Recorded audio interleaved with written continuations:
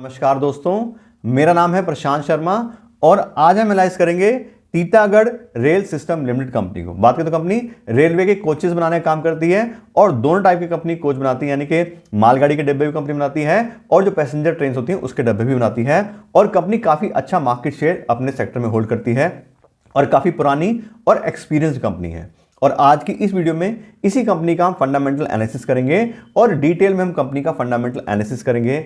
सबसे पहले कंपनी का पूरा बिजनेस प्रोफाइल चेक करेंगे, उसके साथ साथ पिछले 5 साल कंपनी के फाइनेंशियल चेक करेंगे जिससे हमें यह पता लग सके कि पिछले 5 साल में कंपनी की सेल्स और प्रॉफिट में कैसी ग्रोथ आई है। और लास्ट में हम कंपनी की वैल्यूएशन करेंगे कि आज की डेट में कंपनी का जो शेयर प्राइस चल रहा है वो इसकी अर्निंग के हिसाब से हमें सस्ते शेयर मिले या फिर महंगे शेयर मिले। यानी कि हम आज की डेट में अपना पैसा इस कंपनी इन्वेस्ट करना चाह रहे हैं तो क्या ये सही समय अपना पैसा इन्वेस्ट करने के लिए या फिर अभी हमें वेट करना चाहिए। दूसरी बात, ये जो वीडियो अपने सब्सक्राइबर्स की डिमांड में बना रहे हैं, अगर आप भी चाहते हैं हम आपके लिए किसी कंपनी का फंडामेंटल एनालिसिस करें तो हमारे वीडियो के कमेंट बॉक्स में आप उस कंपनी का नाम लिख सकते हैं और हम कोशिश करेंगे कि जल्द से जल्द वीडियो बना के आपको उसके बारे में इंफॉर्मेशन दे दें। और अब हम बात करते हैं अपनी company Titagarh rail system limited के बारे में। तो बात करें तो 27 साल पुरानी काफी एक्सपीरियंस कंपनी है, इकलौती कंपनी है इंडियन कंपनी जो दोनों टाइप की चीजें बनाती है, इसमें वैगन भी और कोचेस भी, यानी कि मालगाड़ी के डब्बे बनाने वाली भी और पैसेंजर जो रेलगाड़ी होती है उनके डब्बे बनाने वाली इकलौती कंपनी है। और सभी टाइप की कंपनी कोचेस बना के डिलीवर कर चुकी है। उसमें मेट्रो के कोचेस भी हैं, वंदे भारत ट्रेन भी है और नॉर्मल जो ट्रेन होती है उसके कोचेस भी कंपनी बनाती है।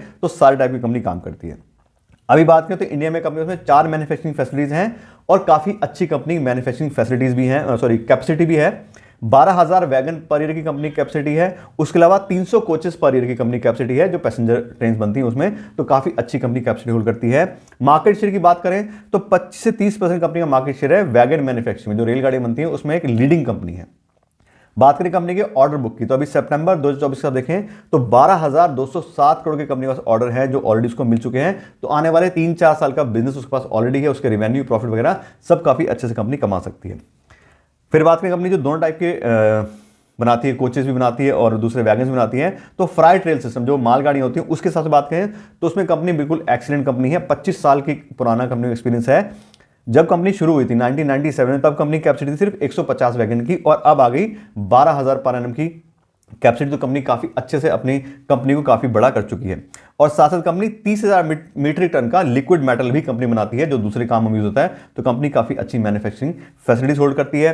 क्लियर मार्केट लीडर है, 30% कंपनी का फ्राइट वैगन में बात करें तो मार्केट शेयर है और लार्जेस्ट वैगन मैन्युफैक्चरर इंडिया में। तो कंपनी काफी अच्छा बिजनेस इस सेगमेंट में होल्ड करती है। फिर बात करें पैसेंजर रेल सिस्टम की, उसमें से बात की कंपनी सभी टाइप की ट्रेन बनाती है। उसमें मेट्रो भी हैं, उसमें वंदे भारत ट्रेन भी हैं और नॉर्मल जो ट्रेन होती है वो भी कंपनी बनाती है। और अभी जो कंपनी कैपेसिटी है वो 300 कोचेस पर एनम की है और कंपनी 2027 तक इसको 850 पर एनम पे लेके जाने वाली है और 2028 तक का टारगेट है कंपनी का 1200 पर एनम, यानी कि अभी सिर्फ जो 300 कैपेसिटी है आने वाले 4 साल में कंपनी उसको 4 गुना करने वाली है। उसके लिए कंपनी काफी अच्छे कैपिटल एक्सपेंडिचर भी प्लान किए हुए हैं और लगातार कंपनी काम कर रही है अपनी कैपेसिटी को बढ़ाने के लिए, क्योंकि आने वाले टाइम में बहुत ज्यादा देखें तो मेट्रो का भी एक्सपेंशन होना है, वंदे भारत ट्रेन बननी है। तो कंपनी उसका फायदा लेना चाह रही है और कैपेसिटी अगर अच्छी होगी तो ही वो ज्यादा ऑर्डर ले पाएगी और टाइमली उसको डिलीवर भी कर पाएगी। फिर बात करें कंपनी की जो स्ट्रॉन्ग ऑर्डर बुक में बात की थी 12,000 करोड़ की, उसमें क्या क्या है तो कंपनी के पास में अभी जो ऑर्डर बुक है सितंबर 2024 तक उसमें कंपनी में 14,560 तो वैगन बना के देना जो मालगाड़ी के डब्बे वगैरह होते हैं वो, और 1592 लगभग 1600 के आसपास कंपनी को मेट्रो और वंदे भारत के कोच भी डिलीवर करने हैं। तो काफी अच्छा बिजनेस है। परसेंटेज की बात करें तो इसमें 44% के कंपनी के जो है वो फ्राइट वाले हैं और 56% कंपनी को जो है वो पैसेंजर रोलिंग स्टॉक बना के देने हैं जो 12,200 करोड़ का कंपनी का यहाँ पे देखें तो ऑर्डर बुक है। तो कंपनी काफी अच्छा ऑर्डर बुक होल्ड करती है और दोनों में देखें तो 50-50 के आसपास के यहाँ पे जो है रेशो भी आ रहा है। फिर बात करें फ्यूचर के एक्सपेंशन की और इनोवेशन की, जो गवर्नमेंट के प्लान्स हैं वो कैसे सपोर्ट करते हैं कंपनी के बिजनेस को। तो बात करें तो अभी अगले 4 से 5 साल में गवर्नमेंट का जो प्लान है वो 3,000 नई ट्रेन लेके आनी है उसको अपने नेटवर्क में। और गवर्नमेंट चाह रही है वेट लिस्ट फ्री रेलवे, यानी कि अभी जैसे वेटिंग लिस्ट में टिकट मिलनी मुश्किल होती है, वेटिंग लिस्ट में नाम आता है, तो गवर्नमेंट चाह रही है कि कोई भी वेटिंग लिस्ट नहीं होगी और सबको कंफर्म टिकट मिलेगी, ट्रेन बढ़ाएंगे। उसके लिए जो गवर्नमेंट है वो 3,000 नई ट्रेन लाने वाली है और 400 से 450 वंदे भारत ट्रेन भी आएंगी। तो अकेली जो वंदे भारत ट्रेन आनी है 400 से 450 उसका जो कॉस्ट पड़ेगा गवर्नमेंट को वो 50,000 से 60,000 करोड़ का बनेगा। तो उस सब बिजनेस को इस तरह कंपनी को मिलेगा, उसके टेंडर होंगे तो ये सब लोग अप्लाई करेंगे। तो काफी अच्छा बिजनेस आने वाले साल में इसको मिल सकता है। मेट्रोज की बात करें तो जो गवर्नमेंट का प्लान है वो 50 सिटीज में मेट्रो लाने का है, अभी तो बहुत कम ही है, तो आने वाले टाइम में उसका भी काम बढ़ेगा। 5,000 से ज़्यादा मेट्रो रेल के जो कोचेज हैं उसकी रिक्वायरमेंट पड़ेगी गवर्नमेंट को। तो दोनों ही चीज़ों में इसको फायदा होता है। साथ साथ बात करें तो मेट्रो तो चल रही है, उसके अलावा 2 नई टाइप की मेट्रो भी गवर्नमेंट लाने वाली है छोटे शहरों के लिए। उसमें मेट्रो लाइट और मेट्रो नियो लाइन्स, ये भी गवर्नमेंट बिछाएगी और उसके भी कोचेज वगैरह सब। सीधी सी बात है, गवर्नमेंट किसी न किसी कंपनी से बनाएगी तो ये कंपनी ऑलरेडी एक्सपीरियंस है, तो काफ़ी अच्छा फायदा इसको आने वाले टाइम में हो सकता है। अपकमिंग मेट्रो प्रोजेक्ट्स की बात करें तो पूरे ऑल ओवर इंडिया में मेट्रो चलनी है और काफ़ी सारे प्रोजेक्ट्स जो हैं वो ऑलरेडी प्लान हो चुके हैं। नॉर्थ की बात करें तो जम्मू में मेट्रो चलनी है, जम्मू मेट्रो लाइट। श्रीनगर में मेट्रो आनी है, श्रीनगर मेट्रो लाइट, इसका 23 किलोमीटर का ट्रैक रहेगा। हरियाणा में गुड़गांव मेट्रो अभी बननी है। मेट्रो रेल के जो हुड्डा सिटी सेंटर तक जाती है गुड़गांव में, उसको साइबर सिटी तक लेके जाना है। दिल्ली में जो ऑलरेडी मेट्रो बन चुकी है उसका फेज 4 है, वो अभी बननी है, तो वहाँ सारे कोचेज की रिक्वायरमेंट आएगी। दिल्ली पानीपत RRTS कॉरिडोर बनना है, जो हाई स्पीड ट्रेन चलाई है वो भी रिक्वायरमेंट आएगी गवर्नमेंट को। दिल्ली गुरुग्राम में 107 किलोमीटर की यहाँ पे मेट्रो रेल बननी है। उत्तराखंड में देहरादून में मेट्रो आनी है। हरियाणा में गोरखपुर मेट्रो है। नोएडा गेट नोएडा का एक्सपेंशन है। ईस्ट की बात करें तो भुवनेश्वर मेट्रो है। बिहार में पटना मेट्रो बननी है। महाराष्ट्र में नासिक, नागपुर, पुणे, मुंबई सब लाइंस पर एक्सटेंशन होनी है। तो काफ़ी अच्छा बिजनेस आने वाले सालों में इस तरह की कंपनीज को मिल सकता है। साउथ की बात करें तो कर्नाटका में भी अभी मेट्रो आनी है, वंदे मेट्रो। तमिलनाडु में चेन्नई फेज 2 है। केरला में Kochi metro phase 1A, Kochi metro phase 2। Total 1000 kilometre का स्ट्रेच है जो अभी गवर्नमेंट आगे और डेवलप करेगी। तो सीधी सी बात है कि जो इससे रिलेटेड बिजनेस कंपनियां करती हैं ट्रेन से, तो उनको काफ़ी अच्छा फायदा आने वाले सालों में हो सकता है। बात करें कॉस्ट की, जो इतने सारे प्रोजेक्ट आ रहे हैं, लगभग कितना बिजनेस कंपनीज को मिल सकता है या टोटल कंपनी जो गवर्नमेंट है कितना खर्चा करने वाली है, तो मेट्रो कोचेस के जो कॉन्ट्रैक्ट होंगे लगभग 1000 यूनिट अभी आने वाले सालों में जो गवर्नमेंट रिक्वायर्ड होगा, उसकी जो वैल्यू आएगी लगभग 18,000 करोड़ की आएगी। और दिसंबर 2024 से लेके मार्च 2025 तक का टेंटेटिव आइडिया, जब इसके टेंडर वगैरह निकलेंगे तो 17-18 हजार करोड़ का ये बिजनेस इस तरह की कंपनीज को मिल सकता है। वंदे भारत एल्यूमिनियम कोचेस की बात करें तो 1600 यूनिट जो है वो गवर्नमेंट को रिक्वायर्ड होगी और इसकी कॉस्ट आएगी 36,000 करोड़ पे। इसका भी जो टेंडर है वो मार्च 2025 के आसपास होगा। तो काफ़ी अच्छा बिजनेस आने वाले टाइम में इस तरह की कंपनीज को मिल सकता है। तो बात करें तो कंपनी ऑलरेडी अच्छी है, काफ़ी अच्छा एक्सपीरियंस है और इस तरह की अगर बिजनेस अपॉर्चुनिटी आएंगी तो क्लियर बात है कंपनी पूरी कोशिश करेगी अपने टेंडर वगैरह लेने की और काफ़ी अच्छा बिजनेस आने वाले सालों में कंपनी को मिल सकता है। अब बात करें कंपनी की शेयर होल्डिंग पैटर्न की कि किन किन लोगों ने अपना पैसा इस कंपनी इन्वेस्ट किया है, तो सभी लोगों ने अच्छे से अपना पैसा इस कंपनी में इन्वेस्ट किया हुआ है। प्रोमोटर्स के पास में कंपनी के 40% शेयर हैं। FIs के पास कंपनी के 16% शेयर हैं। DIs ने भी इसमें 14% का स्टेक दिया हुआ है और रिटेल में भी जो इन्वेस्टमेंट करते हैं लोग, उन्होंने 30% का इसमें स्टेक लिया है। तो कुल मिला बात करें तो सभी लोगों ने काफ़ी अच्छा इन्वेस्टमेंट किया है। इंस्टीट्यूशनल इन्वेस्ट की बात करें तो 16% और 14%, 30% का काफी हाई स्टेक इसमें FIDs ने लिया है। तो वही बात हम हमेशा करते हैं कि अगर FIDs किसी कंपनी में काफी हाई स्टेक होल्ड करते हैं तो हमारे लिए भी अच्छा ऑप्शन हो सकता है। जैसे हमने क्लियर देखा कि आने वाला फ्यूचर कंपनी काफी अच्छा है, काफी अच्छे ऑलरेडी ऑर्डर्स के पास में है और आने वाले टाइम में जो गवर्नमेंट का एक्सपेंशन प्लान है उसका भी फायदा डायरेक्टली कंपनी हो सकता है। तो काफी अच्छी प्रोफाइल कंपनी होल्ड करती है और कंपनी का फ्यूचर भी काफी अच्छा दिखाई दे रहा है। और अब हम बात करते हैं कंपनी के फाइनेंशियल्स के बारे में कि पिछले 5 साल में कंपनी रेवेन्यू और प्रॉफिट में कैसी ग्रोथ आई है। उसके लिए पिछले 5 साल कंपनी का फाइनेंशियल डेटा चेक करते हैं और सबसे पहले देखते हैं कंपनी के सेल्स या रेवेन्यू। तो 2020 में कंपनी में थे 1766 करोड़ के, फिर 2020, 21, 22 ये लगभग 1500-1600 करोड़ के आसपास रहे। लेकिन बात करें तो 2023-24 कंपनी के जो रेवेन्यू काफ़ी अच्छे से इंक्रीज हुए हैं। 2023 में आया 2780 करोड़ पे और 2024 में आया 3853 करोड़ के। अब क्योंकि 2020-21 की बात करें तो कोरोना टाइम था, सारी चीज़ें बंद थी, तो कंपनी को किसको रेल बना के देनी, क्या चीज़ देनी, सब चीज़ें बंद पड़ी थी, लेकिन फिर भी कंपनी अच्छा खासा रेवेन्यू जनरेट करी थी। लेकिन बात करें पिछले 3 साल की, 2022, 23, 24 में कंपनी काफ़ी अच्छे से रेवेन्यू इंक्रीज हुए हैं। गवर्नमेंट ने अपना बजट बढ़ाया, टेंडर दिए हैं और इन्होंने भी अपना आगे जो ऑर्डर बना के आगे माल डिलीवर करा है, तो उसका काफ़ी अच्छा कंपनी को पैसा मिला है और काफ़ी अच्छे से कंपनी अपने पिछले 3 साल में रेवेन्यू इंक्रीज कर पाई है। 5 साल के कंपेरिजन में देखें तो उसमें कंपनी ने पिछले 5 साल में 22% काफ़ी अच्छे सीजर से ग्रोथ दिखाई है और आने वाला फ्यूचर भी कंपनी का जैसे हमने देखा काफ़ी अच्छा है। तो कोरोना टाइम निकल गया, सब चीज़ें हो गई, लेकिन अब कंपनी काफ़ी अच्छे से यहाँ पे ग्रोथ कर रही है। ऐसी बात करें ऑपरेटिंग प्रॉफिट की तो 2020-21 में सिर्फ 2% का और 5% कंपनी का ऑपरेटिंग प्रॉफिट आया था, लेकिन पिछले 3 साल देखें तो 2022 में 11%, 2023 में 9% और 2024 में फिर से 12%। तो कंपनी काफ़ी अच्छा ऑपरेटिंग प्रॉफिट मार्जिन मैनेज कर रही है पिछले 3 साल से। तो वही 20-21 की बात सबको पता है, कोरोना वगैरह था, लेकिन अब कंपनी काफ़ी अच्छे से अपना प्रॉफिट जनरेट कर रही है।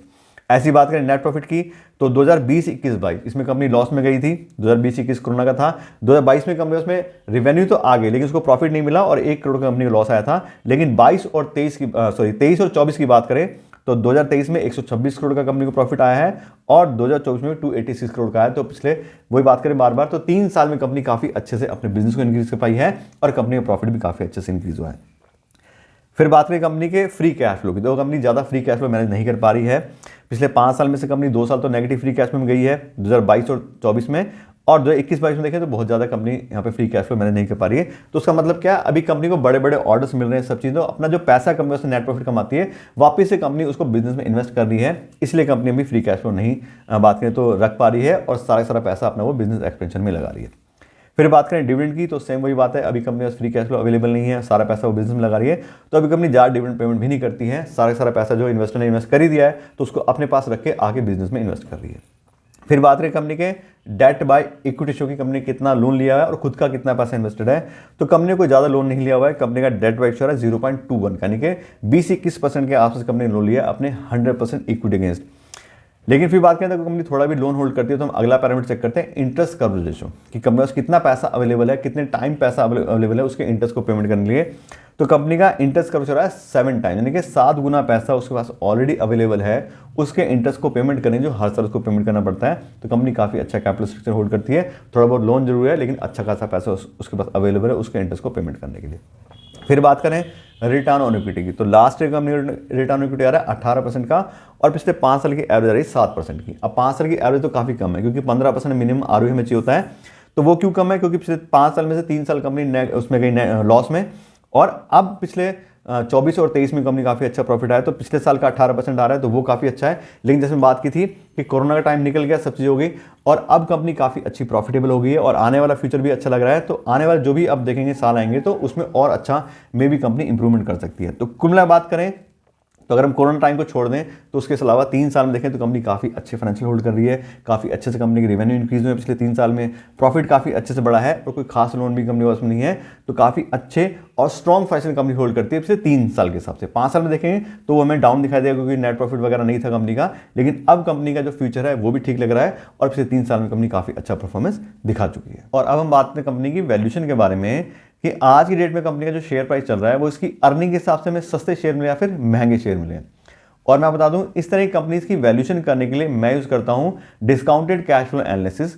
उसके अंदर कंपनी को फ्री कैश फ्लो को वैल्यू करते हैं, कंपनी कितना फ्री कैश फ्लो जनरेट कर पा रही है उसके हिसाब से उसकी कितनी वैल्यू बनती है। और यहां पर देखें अपनी फ्री कैश फ्लो का डेटा, तो 2022 में कंपनी था -48 करोड़, 2023 में आया कंपनी पॉजिटिव 4 करोड़ का फ्री कैश फ्लो और 2024 में company negative free cash flow गई 78 करोड़ के। तो पिछले 3 साल में देखें तो कंपनी अभी नेगेटिव फ्री कैश फ्लो में company free cash flow manage नहीं कर पा रही है। जैसा हमने बात की थी अभी कंपनी को पैसे की रिक्वायरमेंट है और वो उसको सारा पैसा बिजनेस में इन्वेस्ट कर रही है। तो बात करें तो फ्री कैश फ्लो से कंपनी वैल्यूएशन नहीं हो सकती, यह बात करें तो एक हाईली ओवरवैल्यूड कंपनी है फ्री कैश फ्लो सबसे। तो अब इस कंपनी को हम प्राइस बाय अर्निंग रेशियो के हिसाब से और प्राइस बाय बुक वैल्यू के हिसाब चेक करेंगे, उस हिसाब से कंपनी का क्या पे वैल्यूएशन वगैरह आ रही है। उसके लिए पहले बात करते हैं कंपनी के करंट मार्केट प्राइस की। तो कंपनी के जो शेयर्स हैं वो 1220 रुपये के आसपास ट्रेड कर रहे हैं और इस 1220 रुपये के हिसाब से कंपनी का शेयर प्राइस है उसके हिसाब से कंपनी का प्राइस बाय अर्निंग रेशियो आ रहा है 54 का, जबकि इंडस्ट्री की प्राइस बाय अर्निंग रेशियो 41 की है। तो उस हिसाब से कंपनी ओवरऑल है, 54 का प्राइस बाय रेशियो कंपनी का है और इंडस्ट्री का 41 का है। प्राइस बाय बुक वैल्यू बात करें तो कंपनी की प्राइस बुक वैल्यू 7 की आ रही है, जबकि इंडस्ट्री की प्राइस बुक वैल्यू 5 की है। तो इंडस्ट्री के हिसाब से कंपनी ओवरऑल कंपनी है। और बात करें कंपनी के individual price by earning ratio की 54 की, तो 40 के आसपास अगर कंपनी का प्राइस बाय अर्निंग रेशियो होता है किसी कंपनी का तो हम उसको नेट प्रॉफिट हिसाब से एक फेयरली कंपनी वैल्यू मानते हैं कि ठीक है कंपनी फेयरली वैल्यूड है कि 40 के price by earning ratio company मिल रही है। लेकिन यहाँ देखें तो company free cash flow overall है ही है, तो नेट प्रॉफिट के हिसाब से कंपनी ओवरऑल है कितनी, लगभग 25 से 30% का इसको प्रीमियम चल रहा है जो एक्चुअली उसकी नेट प्रॉफिट के हिसाब से वैल्यू होनी चाहिए। अब तो बात करें तो कुल मिलाकर कंपनी सस्ती नहीं मिल रही है, एक ओवरवैल्यूड कंपनी है। अब क्यों ओवरवैल्यूड कंपनी है, तो क्लियर हम देखा कंपनी अच्छी है, अच्छी ऑर्डर बुक उसके पास में है, 25-30% का मार्केट शेयर है, पूरा गवर्नमेंट का सपोर्ट है, सारे टेंडर्स वगैरह सब आने हैं तो अच्छा बिजनेस को मिल सकता है। तो काफ़ी अच्छा फ्यूचर कंपनी होल्ड करती है। जैसे हम देखा कंपनी फाइनेंशियल भी अच्छे हैं और पिछले 2-3 साल से काफ़ी अच्छी ग्रोथ कंपनी में आई है, तो कंपनी का फ्यूचर काफ़ी जो स्ट्रॉन्ग दिखाई दे रहा है। उसी वजह से जो भी इन्वेस्टर हैं उनके हाई सेंटीमेंट है और हाई वैल्यूएशन पे उसके शेयर ट्रेड कर रहे हैं। तो सच बात करें तो इन्वेस्ट करें ना करें तो क्लियर हमें दिखाई दे रहा है एक साइक्लिक कंपनी के। अभी पिछले 6 महीने की बात करें तो पिछले 6 महीने कंपनी का शेयर प्राइस 24% डाउन हुआ है।